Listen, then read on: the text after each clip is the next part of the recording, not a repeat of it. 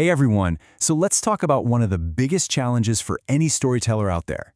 How do you write a believable, truly authentic character of a gender that's different from your own?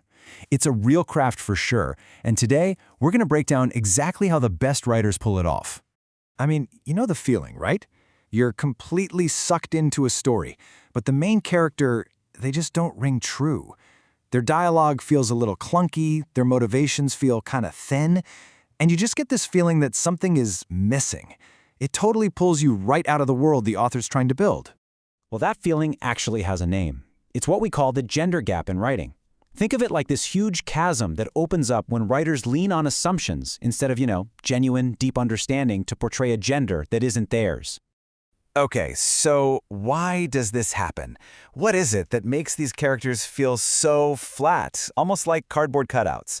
Well, it usually boils down to three core reasons, and we're going to unpack every single one of them right now. All right, first up, we've got the psychological depth gap. And look, this is absolutely a two-way street. You might see male writers who nail a female character's actions on the outside, but completely miss the subtle anxieties or the complex inner world that's driving her. And on the flip side, sometimes female writers can oversimplify male characters, boiling them down to just being rational, strong, decisive. They might miss the vulnerability, the shyness, that rich emotional world that's going on under the surface. It's all about that missing inner texture, that depth. Next, we have the language and expression gap. Think about it. Society kind of conditions us to communicate in certain ways, and those cliches, man, they can leak right onto the page. You end up with these male characters who only speak in these short, logical, action-oriented sentences.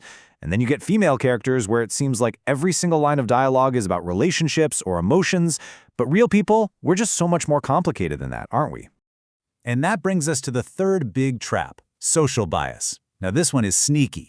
These are those deep-seated, often totally unconscious stereotypes we all just absorb from culture. You know the ones. Women are naturally more sensitive. Men are naturally more rational. The thing is, even if a writer doesn't consciously believe these things, the biases can creep into their work, and suddenly their characters feel less like real, living people and more like, well, templates. Okay, so that's the problem. And yeah, it can seem pretty daunting, right? But here's the thing. We've all read books by authors who get this spectacularly right. I mean, they create characters of a different gender who feel so completely, totally real, you'd swear they exist. So how in the world do they do it? How do they bridge that gap? All right, let's shift gears from the why it goes wrong to the how to get it right. Let's talk about how these vivid characters are actually born. Because here's the secret to transcending gender in your writing. And I've got good news for you. It's not some kind of unattainable magic. It's actually a set of concrete, learnable skills that anyone can develop. And the absolute foundation for all of this, it's empathy.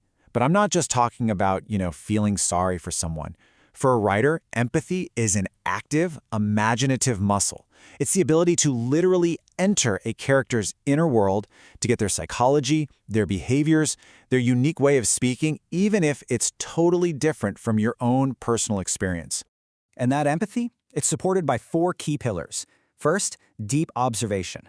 Great writers are amazing people watchers. They listen, they're curious. Second, you've got to do your homework. And I don't mean a quick Google search. I mean deep psychological and social research. Read memoirs, watch documentaries, anything that immerses you in an experience that isn't yours. Third, meticulous attention to detail. I'm talking about those tiny little habits that make a person feel real. And finally, and this is so important, you have to consciously break stereotypes. You have to be aware of the cliches and actively push against them to add those unexpected, authentic layers.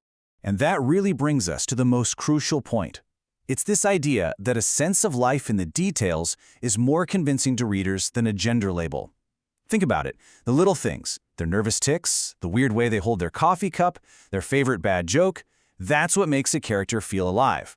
That stuff is so much more convincing, so much more powerful than just slapping a gender label on them. And all of this really boils down to one central idea.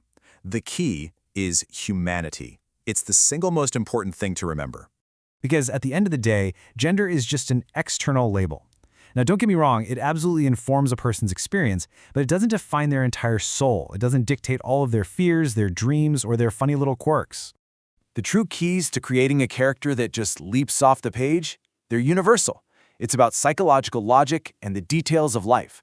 Does their inner world make sense? Do the little details of their life feel specific and true? You focus on that, on their core humanity, and you'll create a character that feels alive, no matter what their gender is. So, I want to leave you with a question to mull over. Think of a character from a book or a movie that completely broke your gender stereotypes. I mean, they just shattered your expectations. Who was it? And why did they feel so real to you? Really thinking about that, well, that's a huge first step to mastering this craft for yourself. Thanks for joining me on this one,